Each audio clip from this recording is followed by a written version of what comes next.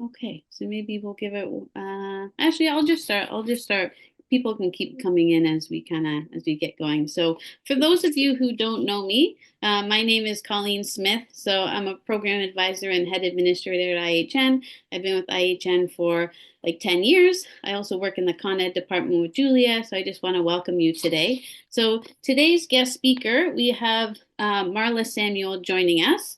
She will be talking about HPA-Axis chronic stress with limbic retraining and somatic therapy.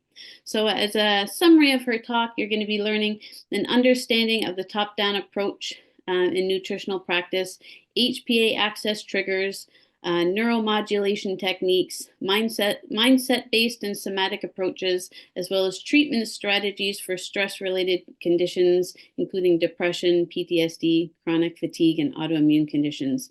So Marla's been in the industry as an educator and practitioner of holistic nutrition. She's a grad from IHN. She's also a board certified doctor of natural medicine. She's got a homeopathic diploma, and she creates online courses for holistic practitioners that focuses on IBS, SIBO, women's hormones, and functional lab testing.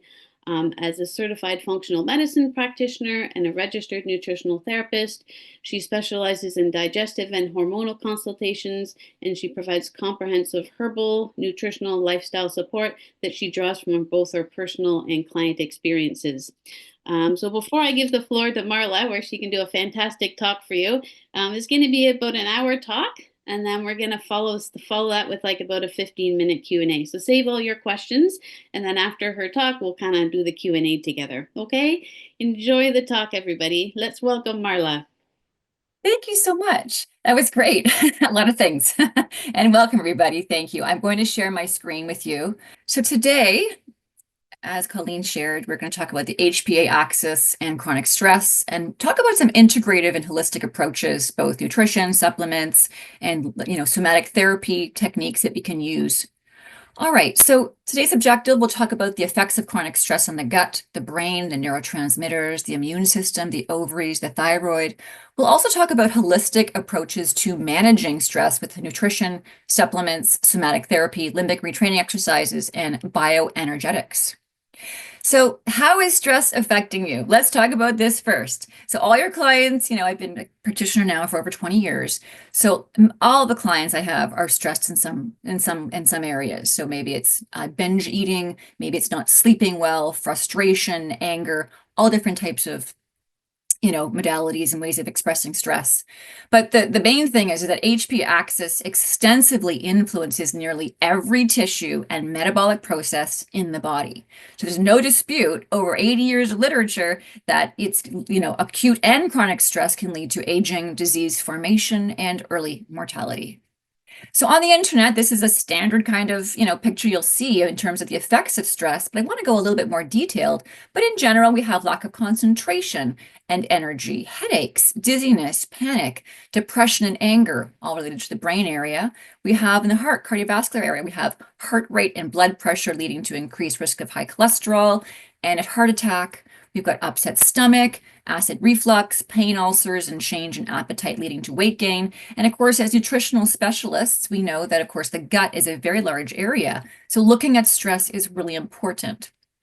And we'll learn more in terms of later today why that is. So when you have more stress, we have suppressed immune system leading to illness and high levels of inflammation. We have maybe more joint pain and lowered bone density, muscle tension, tightness, and protein breakdown. We have a decreased hormone production leading to reduced fertility and sex drive. And also, you may think about hormones in the menopause years in terms of how does stress actually affect that age group. That's a whole other webinar.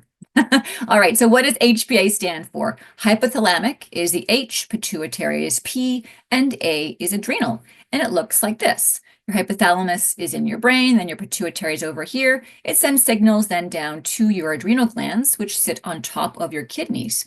And this creates this cascading symphony of signals, feedback, and chemicals in response to any stress, injury, or inflammation. And that's the key thing to remember is stress can be good, bad, ugly. It's just responding to that environmental stimuli, also internal stimuli. We'll learn more about that today as well, internal stimuli of stress. So here is the feedback loop for the HPA axis. we've got stress, injury, pain, inflammation happening that will trigger the hypothalamus to release corticotropin releasing hormone, which then will release and trigger the anterior pituitary to release ACTH, known as adrenocorticotropic hormone, which then signals and sends down a message to the adrenal cortex and says, hey, let's release some cortisol, take care of this stress, take care of this injury, take care of this inflammation and pain, whatever's going on. It does its job, but then it tells and sends a message back to the pituitary saying, hey, stop, I don't need any more ACTH, you can stop now. And you can stop hypothalamus releasing CRH. It's supposed to stop. That is the feedback loop, a healthy feedback loop. The problem is right here with trauma, we have amygdala, which is the center, it's more in the centered part of your brain, and it's going to be triggered more often. And now your brain is rewired when you have trauma and chronic stress. And so now we have a rewired brain that needs to be reprogrammed. So in healthy state, we've got the flight, the fight, or the freeze. And here are the steps that we just talked about in terms of what hormones are released and from where.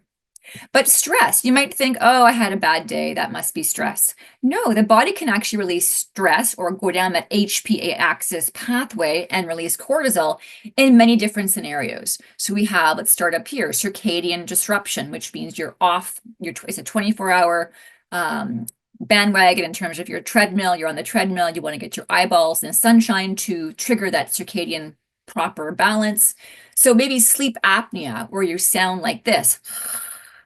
Very difficult sleep, and you're not getting enough oxygen. That may release cortisol. Pain, we talked about. Caffeine can also increase cortisol.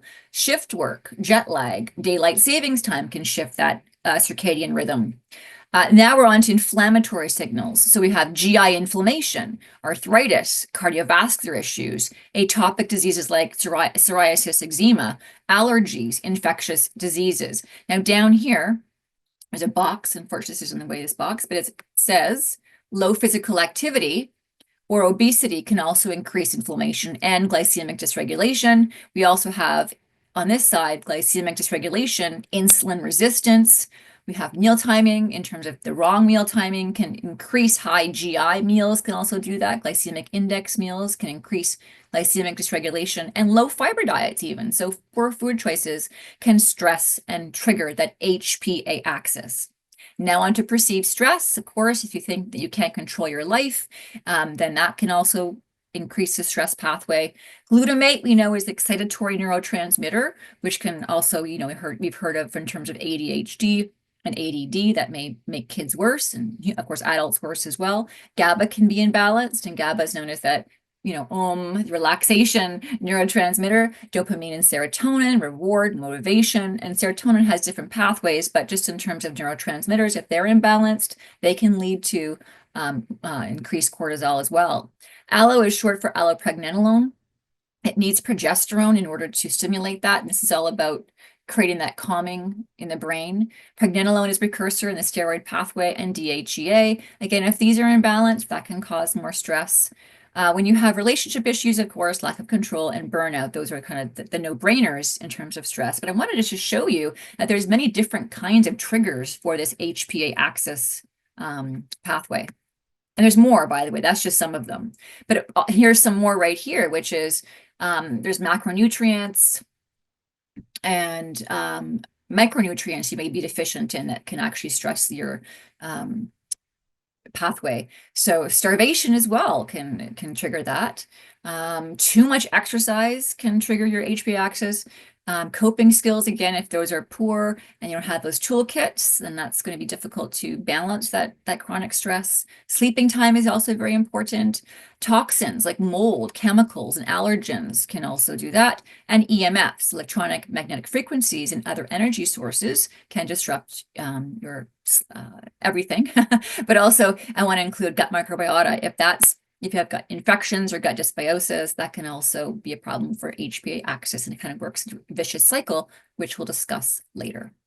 Pharmaceutical or recreational drugs, that can change your status as well in terms of HPA axis. Okay, so that gives you an idea of where it comes from. Here's your nervous system. It's divided into central nervous system, your peripheral nervous system. We're talking about here the somatic nervous system and autonomic nervous system. And these two have either parasympathetic, which is the relaxation state, which is rest and digest, or sympathetic, where you're on and aroused and your body is expending more energy. What's also here is the enteric nervous system, which includes the gut, and this controls motor function, blood flow, mucosal secretions, and immune and endocrine function. So let's talk about what happens. So when you're really stressed, this Dr. Selye in the 1950s said, hey, let me look at some rats. This is really interesting, I found. So hypertrophy means their adrenal glands got larger, so they had to make up. It was so activated when they were stressed, these rats, that their adrenal glands got larger. What happened in terms of their thymus gland right here, which is in charge of your immune function, got smaller. So they had a lowered immune function. In their guts or duodenum, the first part of their intestines, small intestine, it had erosions and ulcers. So if that's what's happening in rats, that might be happening in humans to some extent as well. Chronic stress can also be passed down to many generations. You may have heard of epigenetics, where think genes are your loaded gun, and epigenetics is a trigger that triggers, and epigenetics is the trigger that triggers that gun. And you may have heard of like vitamin D, where that can also change the expression of genes, but there are many ways we can do that. But the main point here is that if this rat, for example, or mouse was separated from its mom, it caused a lot of stress, and that changed the gene expression, and then their offspring also had issues, and so on and so on. So maternal health is really important because it can be passed down. I think this is a pretty cool slide. So, honey, I shrunk the kids, but in this case, it's honey, I shrunk your brain. So chronic stress actually shrinks the front part of your brain here, the prefrontal cortex. So hippocampal atrophy means shrinking. Amygdala right here is a fear center. It causes hypertrophy, which means it gets larger and more tension and circulation happens here. And like I already mentioned, the prefrontal cortex shrinks. So what happens is with the prefrontal cortex and hippocampal atrophy, your stress reduces your learning and memory function. Empathy in hippocampus is reduced, also impairs your spatial memory, difficulty making new memories, staying emotionally balanced and calm, along with decreased synaptic connections and increased neuron atrophy. The amygdala is overstimulated. That's your fear center. That's like, am I safe? And that's what stress is, right? It's that feeling of, am I safe? You never do feel safe. So traumas affecting behaviors, it could even be concussions or just physical traumas that have happened to you. And of course, telomere length gets shortened with excessive stress, and that's related to age-related diseases and neurodegenerative diseases like Alzheimer's and Parkinson's. Okay, so I'm going to move the screen so I can see. Limbic system is made up of your hippocampus. It plays a role in your emotion, learning, and memory. We've got amygdala, plays a role in aggression, eating, drinking, and sexual behaviors. Hypothalamus monitors your blood levels and glucose and salt.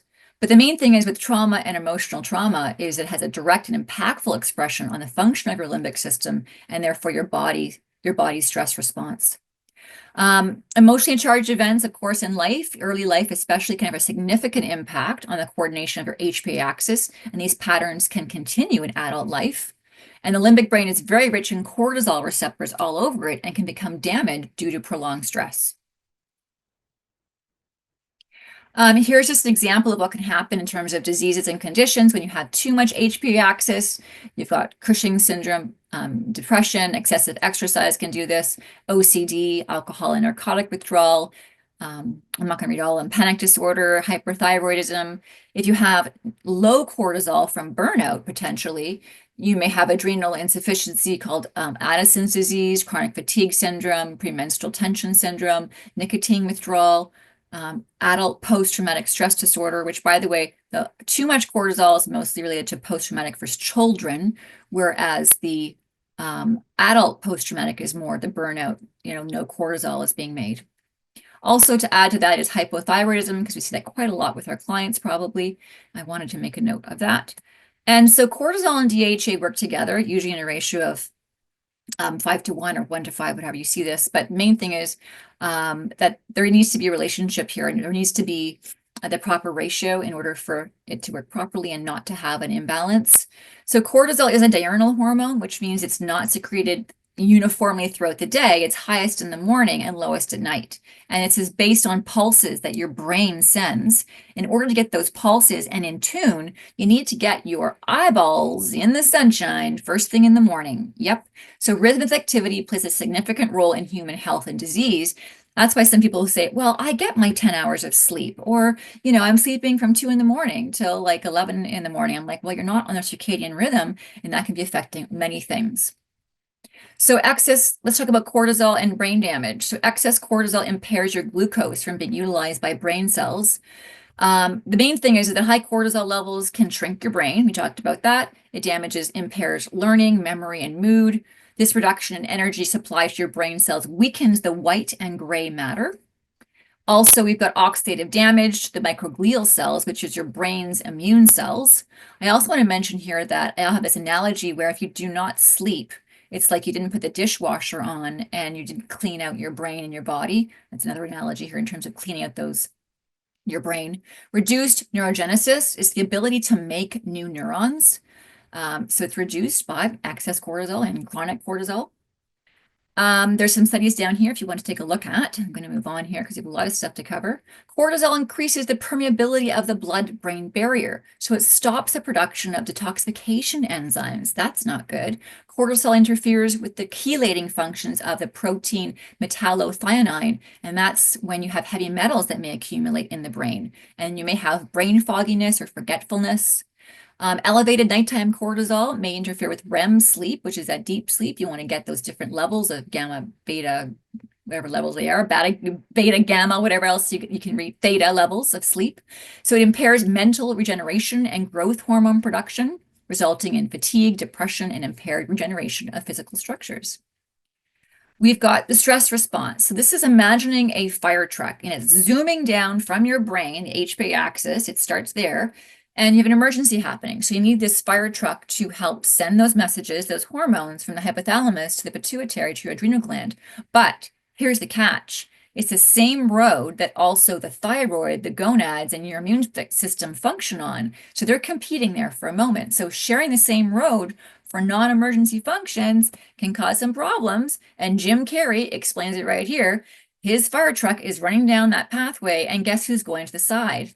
Right, we're watching out. We need to watch out because your thyroid, your gonads, your immune functions are being put to the side and putting on a halt. You may not get the messages or receptors that are being sent by the thyroid because you've got so much stress going on.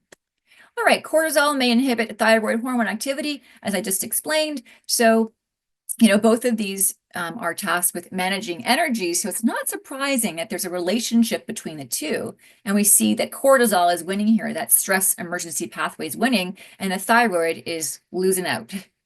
So when the thyroid malfunctions, it takes the entire body down with it. I know you guys know this in terms of hypothyroidism. Here are some symptoms you might want to be looking out for: cold hands and feet, hair loss, dry or cracking skin, even the heels of your feet is an interesting symptom too. All right, chronic stress promotes inflammation. So the hypothalamus and pituitary glands are responsible for making thyrotropin, releasing hormone, TRH, and thyroxine, stimulating hormone, which is, TSH, respectively. And TRH and TSH travel to your thyroid gland and stimulate it to produce the thyroid hormone, T3 and T4. But when the HPA-Axis is suppressed or slowed down due to stress, TRH and TSH levels decrease, which causes a reduced conversion of T4 to T3. It causes decreased metabolic activity, and it stops or inhibits the effect of glucocorticoids on TRH production in the hypothalamus. Stress has an inhibitory effect on the HPG axis. Stress inhibits the release of the gonadotropin-releasing hormone from the hypothalamus. It sends those messages and it's not getting them because they're in competition with that stress pathway. Chronic stress and estrogen metabolism decreases the liver's ability to process detoxify estrogens. Higher estrogen increases levels of thyroxine binding globulin, which is TBG, a protein that binds thyroid hormones in circulation. And so therefore, these mechanisms indicate that chronic stress can cause hypothyroidism even without any problems in the thyroid gland itself.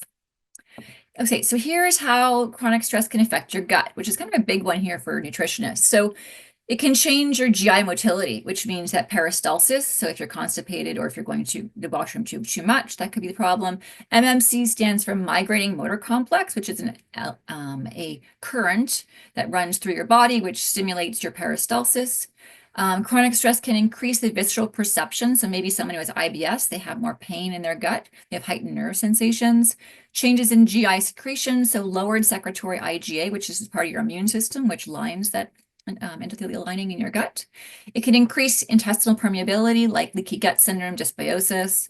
Negative effects on regenerative capacity of GI mucosa.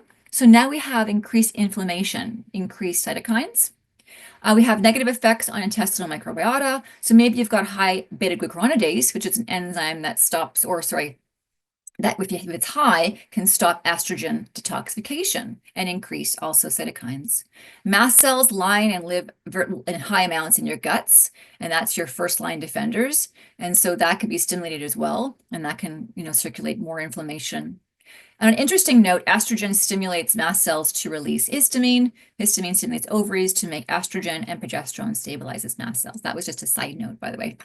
All right, stress reduces gut diversity. Stress reduces ratios between the commensal and pathobiont bacteria. Yep. So that's important to know. Like when you're stressed in the morning, you're like, oh, I didn't sleep so well. Maybe your gut's not feeling so good. Maybe your bacteria has now changed and shifts in terms of gut diversity.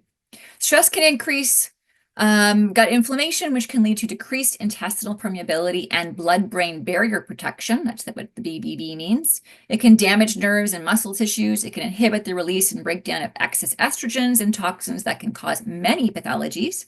More inflammation, that leads to more inflammation, which repeats the brain-gut cycle all over again. And here's your cycle right here. Altered cognition, stress disrupts the immune activation and barrier dysfunction in your gut. And we have a whole cycle going on there. So HPA-Axis is impaired by circadian rhythm disruption.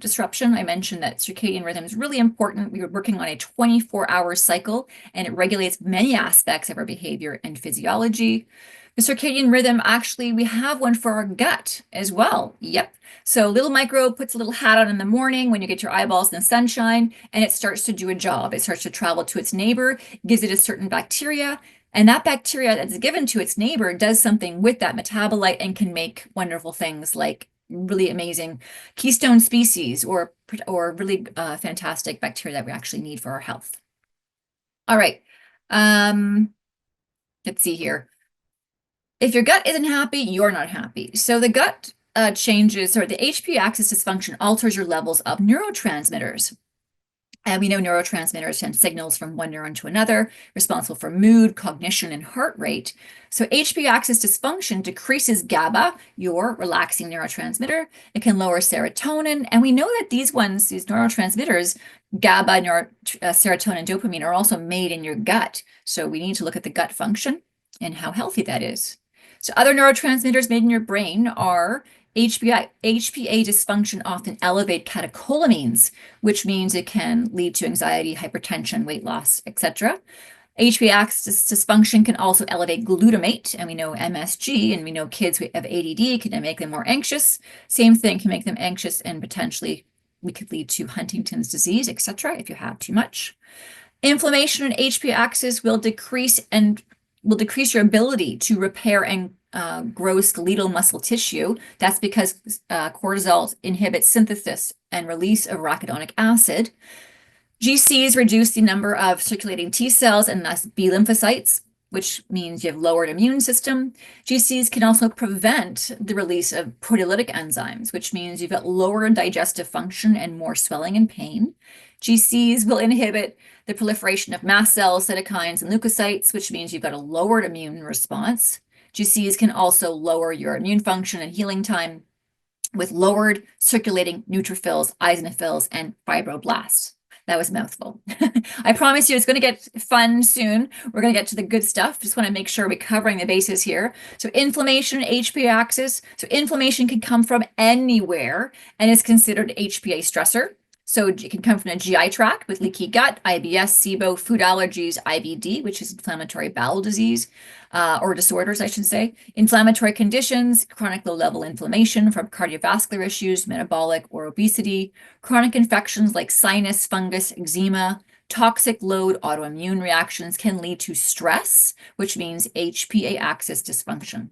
So this is a really interesting, I think, point, which I thought was fascinating to share with you, is fat tissue makes its own cortisol. You're thinking, what? I thought that the adrenal glands make cortisol. They do, but fat tissue also makes cortisol from the metabolite of cortisol, which is cortisone.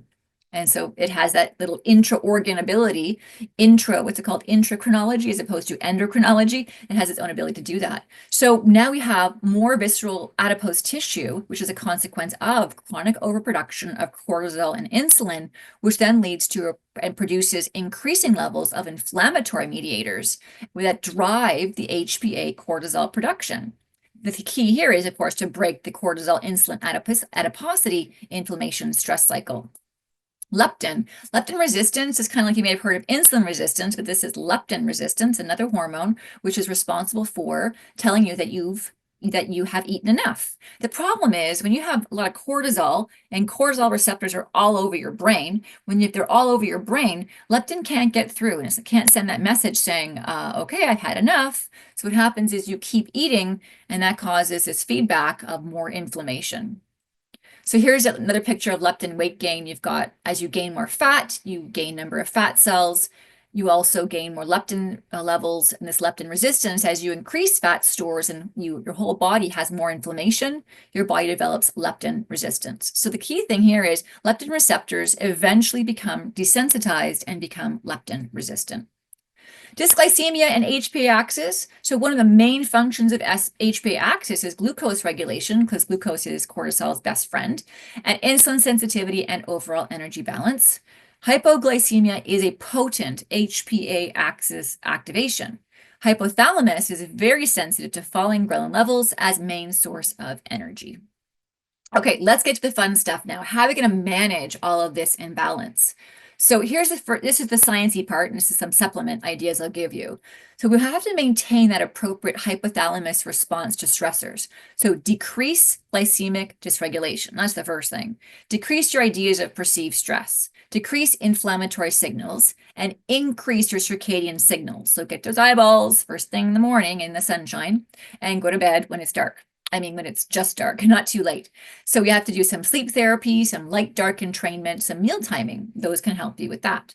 Balance your neurotransmitters and your neurosteroids. Consider supplementing precursors and cofactors for neurotransmitter synthesis. Consider supplementing with DHEA and pregnenolone if needed. Of course, you got to have the blood tests and your doctor look at that. And balance your cortisol feedback mechanisms with considering maybe phosphatidylserine or consider adaptogens. We want to improve that glycemic control. Here's just some names of companies. By the way, I'm affiliated with 0 companies, so this is just something that was offered here. So MediRestore is a company, or MediRestore is a brand name by Research Nutrition. Berberine by Thorne Research. Glucofunction is by Pure Encapsulations. Ultrachrome, like chromium, by Thorne Research. You want to decrease your inflammatory signaling. So Boswellia might be good. Curcumin, Cytoquel, fish oils can be great. You want to increase your circadian signaling. Maybe they need 5-HTP. I don't know. They have to get checked out. Maybe they need, I forget what this one is. I forget. Oh, phosphatidylserine for the brain protection. Maybe they need L-tyrosine. Not sure what's happening with their dopamine. Magnesium glycinate, again, is very helpful as a cofactor for many functions we'll talk about momentarily. And Sleep and Relax by Gaia Herbs or whoever you like. But these are just some suggestions in terms of how do we balance and why are we doing this in terms of circadian signaling. Is that the purpose here? Is it balancing sugar levels? Balancing neurotransmitters, I mentioned 5-HTP. Zinc picolinate might work. And this is L5-MTF is a methylated format in case they have methylation issues. B vitamins, and we've got L-tyrosine, we've got magnesium, and methyl fortify as a methylated version of Bs. Balancing your cortisol, baby phosphatidylserine, adaptogens. This is kind of a repeat of what I mentioned. There are lots and tons of companies that have cortisol calm properties. Products. Might want to look into those for your client. But before you choose a cortisol calm, by the way, you'll want to get their cortisol checked, and that would be helpful to get the 5 markers with the saliva just to see where they are throughout the day. Reducing what's called 11-beta HSD1 enzyme, which is the conversion from your cortisone to cortisol, and you want to reduce that. So reduce inflammation, reduce insulin resistance, reduce insulin, reduce central adiposity, consider physical activity, not intense, maybe HIIT can be really, too intense for some. Weights, restorative yoga. You want to increase heat shock proteins. Heat shock proteins is just, I'm not going to get into details so much, but it's basically, are your proteins folded the right way in order for your mitochondria to be working appropriately to make cortisol? You want to consider adaptogens. You want to consider maybe DHEA, and also some lovely essential oils like clove bud, distilled lime. Here are some 2 companies, Vibrant Blue Oils or Young Living essential oils you might like. We want to protect that reticularis, the zona reticularis, which is the layer in the adrenals where cortisol is made. So maybe antioxidants, adaptogens. There's some ideas there for companies. You want to support with nutrients for adrenal steroidogenesis with maybe liposomal vitamin C, maybe double strength zinc picolinate, magnesium again, B3, stress B complex, maybe a methylated version. And then, of course, nutrient support for reducing beta-glucuronidase, which I mentioned earlier, is related to how we break down our estrogens and chemicals. They may need calcium D-glucarate. All right, here are some supplements you might want to use as well to help reduce the stress response. Rhodiola, magnesium. And magnesium is interesting also in terms of helping with reducing leptin resistance. That's one way of helping reduce that or increasing cell sensitivity. Taurine is an amino acid shown to reduce leptin resistance by decreasing endoplasmic reticulum stress, serum lipids, glucose levels, and insulin resistance. We have shilajit is a great herb, milky oat seed, passion flower, maca, schizandra berries, cordyceps, bacopa, and hemp CBD oil. Those things are great. Adaptogenic herbs, there are so many of them. You might want to look at them individually and see what their activity is in terms of what does it increase, what does it decrease, and just understanding personally what the client needs based on their information. All right, mitochondria, why is it important in terms of mitochondria and cortisol? Because mitochondria is important for cortisol production because you need healthy mitochondria for cortisol to get made and get into action when it's needed. Mitochondria also regulates the expression of over half of the genes in the human genome. So if we have healthy mitochondria, we're going to turn off gene or turn on gene. That is key right there. All right, here's some support to have healthy mitochondria, glutathione, or you can do the precursor to glutathione NAC and acetylcysteine, CoQ10, R-lipoic acid, vitamin C, selenium, magnesium, zinc, copper. Manganese is an antioxidant for electron transport. Iron bisglycinate, it depends, right? You don't want to give too much iron if it's not needed. Get that ferritin and iron, serum iron blood levels tested. Sulforaphane is great for broccoli sprouts to help with lip detoxification, phase 1, phase 2, supporting your mitochondria. Curcumin is wonderful, EGCG from green tea. Polyphenols, which you might find in roots and tubers. Intermittent fasting may or may not work. It depends on the person. Cold exposure, that might work for you guys, like plunging in cold water. That can help with actually, creates that really calming effect for some people and can reduce, it depends on the person, reducing their HPA-Axis response. And red near infrared light, like saunas, can also activate mitochondria. Here are some food tips. Food tip number 1 is high GI glycemic index foods can elevate cortisol, so not so great. Tip number 2, caloric restriction, that's starvation, can lead to exacerbate HPA-Axis dysfunction, especially more in women because we have our cycles which are affected. So yeah, for women, I don't usually say starve yourself. Food tip number 3, so low carb diets, again, same thing. Keto diets may increase cortisol. So long-term restriction of dietary carbohydrates could potentially lead to more HPA-Axis dysfunction. Food tip number 4, regulate your blood sugar levels. Number 1, that's like really key. So aim for at least 4 ounces of protein at each meal. Some people say eat 1 gram of protein per body weight that you weigh. It does depend, of course, on age, your exercise, your health, etc., all kinds of things. But that's just the general your kidney function, can you actually break down protein, your genetics in terms of is this a good thing for you? So the main thing is regulating blood sugar is key. And protein and fat can do that for you, especially first thing in the morning. You want to get your metabolism running based on the circadian rhythm and those pulses. Tip number 5, support your gut microbiome. Be sure to eat plenty of fermented foods if that works for you. If you have SIBO, small intestinal bacterial overgrowth, or histamine issues, that's not going to work for you. And in general, it helps to increase your diversity, but just have diverse vegetables that do work for you to help increase your microbiota and a healthy microbiome. Tip number 6, increase second-line fermenters. These are things like certain bacteria, like Akkermansia, Faecalibacterium prausnitzii. Where do you get these? Roots and tubers. Really, roots and tubers are great for polyphenols, which can help to increase those good bacteria. All right, tip number 7, intermittent fasting may or not work, as I mentioned, and it can make women worse in some cases. So again, eating consistently is really important. How about some food tips in general? So berries are great, black tea, chamomile tea, dark chocolate, fatty fish, garlic, green tea, olive oil, and turmeric. But again, it's really dependent on your client and what their sensitivities are. But prebiotic foods may be helpful. Acacia gums, pomegranate husk, flax, dandelions, those are really helpful. And again, just see what the diversity is of the person's diet.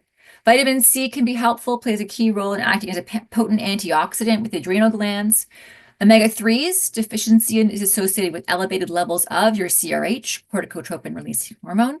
It's also related to linked and elevated salivary evening cortisol. So getting that fish oil, I find, can be helpful. There's a study here if you'd like to read that. And magnesium, we know, is a cofactor for over 200 different different functions in the body, but it's actually really helpful for building that resilient HPA-Axis function. It helps to, let's see here, what else is interesting here? Magnesium also raises your brain-derived neurotrophic factor, a neuroprotective protein that is decreased in individuals with HPA-Axis hyperactivity.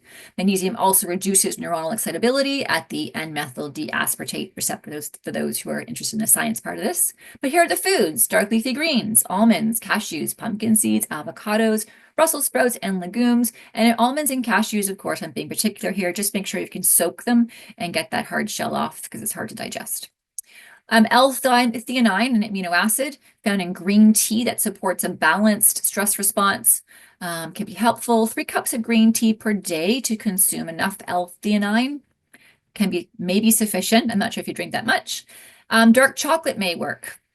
Holy basil, licorice root tea, and of course, eating mindfully. You want to eat in a calming environment so digestion is optimal. Chemicals, molds, mycotoxins, and stealth infections that can affect your HPA-Axis as well. And we don't even actually understand what chemicals we're exposed to because there's so many of them. Let's get into this top-down approach. The body tells its story in layers. So the body remembers. There's so many different subtle energy bodies we do have. We have emotional layers, mental layers, astral layers, etc. The signs your nervous system is off and stuck is when your body can feel frozen. You feel dissociated. You feel lethargic. You have memory loss. You're like on autopilot. You appear flat in your body language. You're disconnected from yourself. You shut down, low energy. And those are things you might want to look out for with your clients.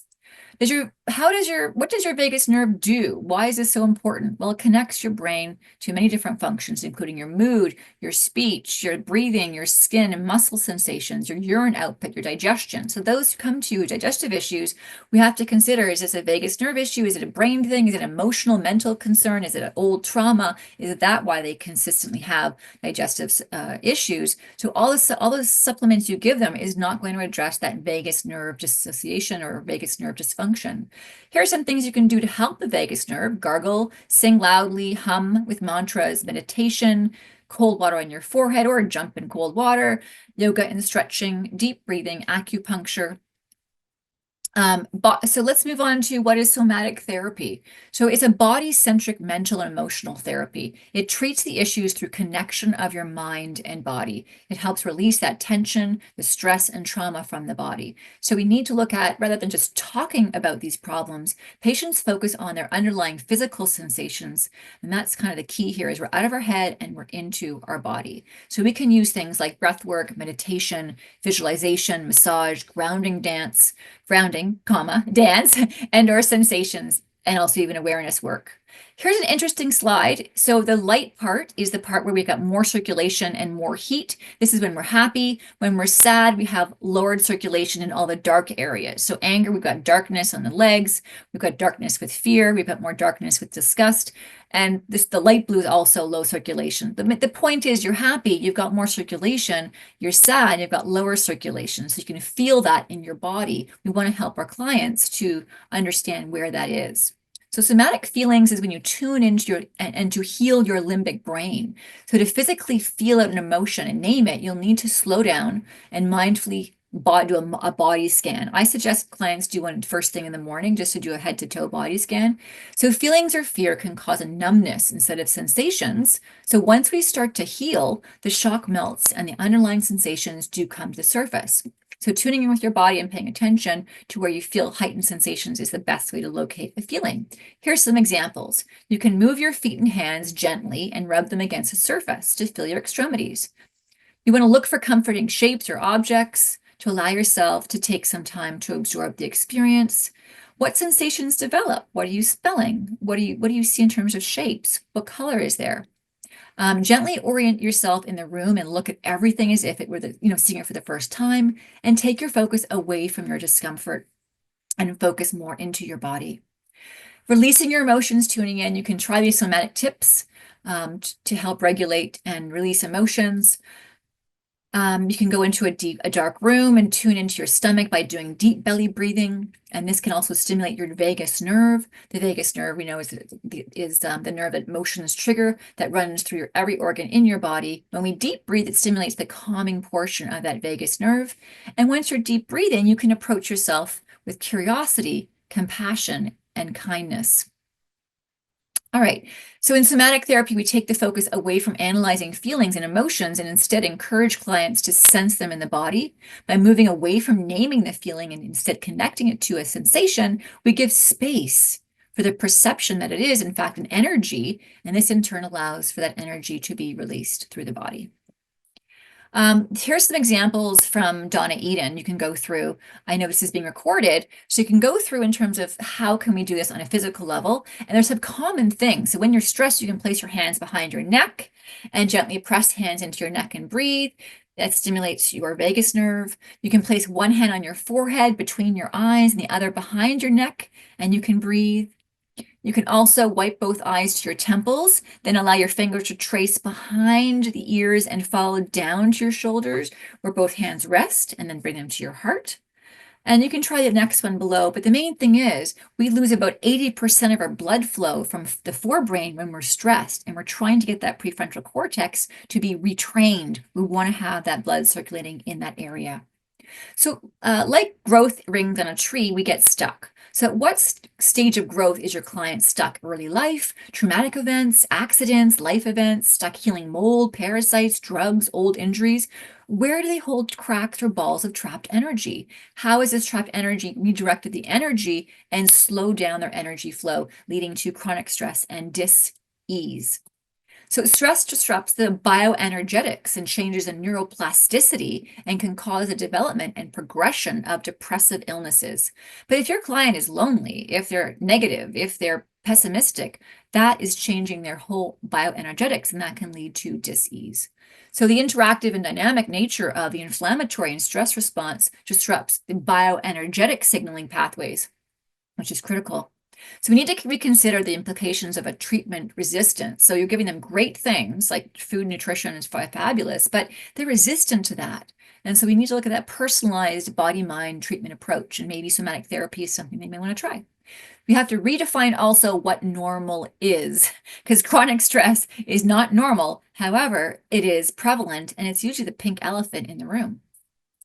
All right, we want to create this healing and receiving vortex of food. Food is medicine. So let's look at how we can do that. So we're made of 70% water. Water holds energy to, water holds the energy you place into it to make it dynamic. You can stir your water 80 times, sending positive energy. That's more of a biodynamic farming technique. And you want to create a vortex with your food. You want to recalibrate your food, and you can say, happy things into your water before you actually eat. All right, which approach feels more healing? The conventional, like here, take a drug, you're going to feel so good. Or this approach, let's co-create a why and a how to create new mind-body patterns of understanding yourself and how things work. And let's create some sustainable, healthy habits. That is neurolinguistic. We're changing how we look at things. We're creating a positive environment around food and everything they're doing. So creating fun is also really important.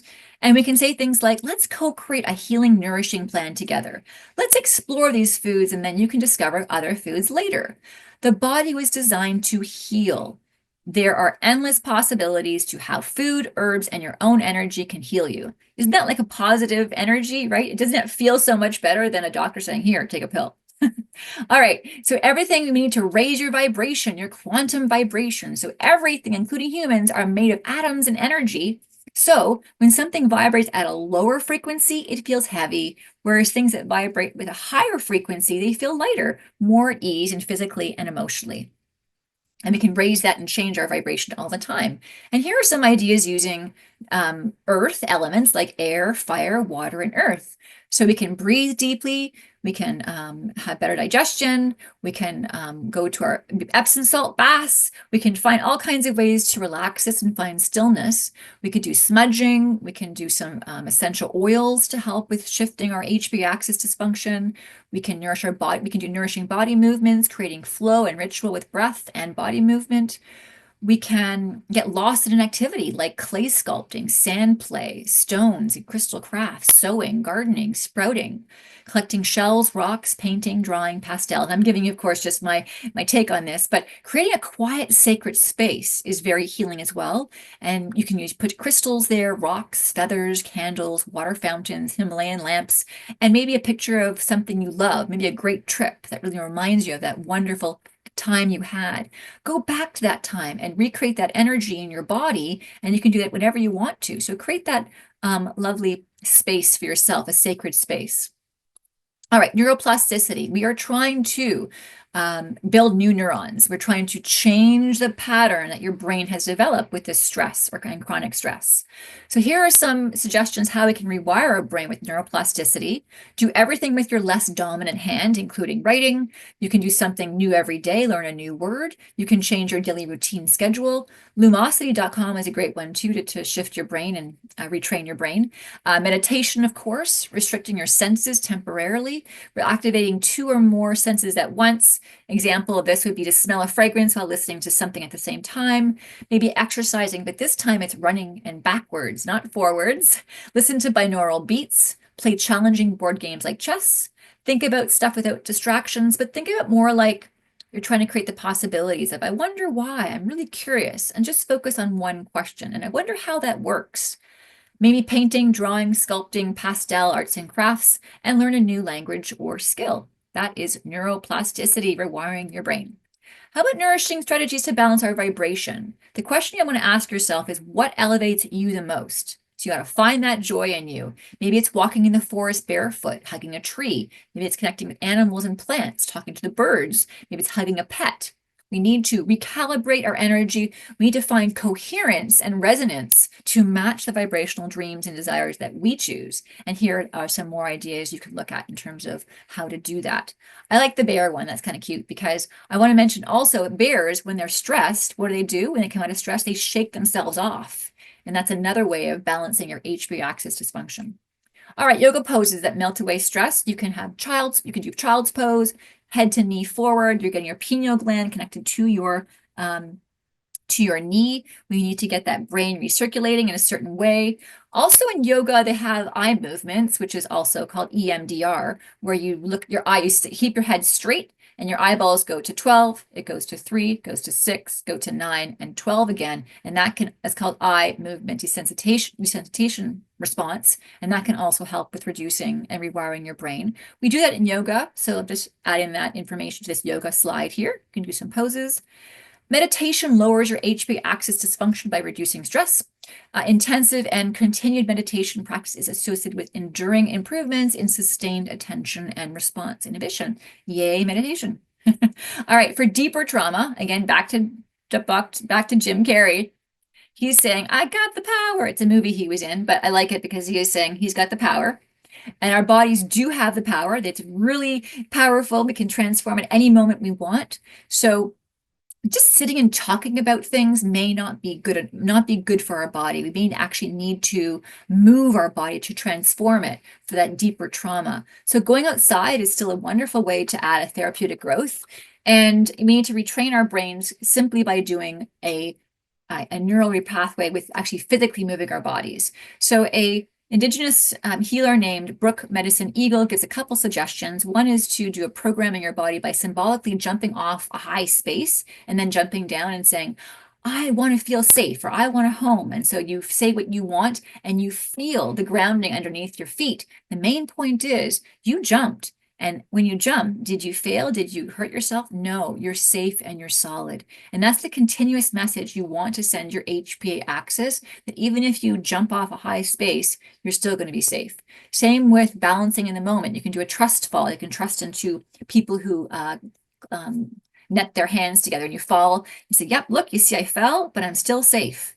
Look, I did a zip line and I'm safe. But that's the kind of excitement in terms of physical excitement she's saying to do, is really challenge your body and then keep sending that message to your brain that you are safe.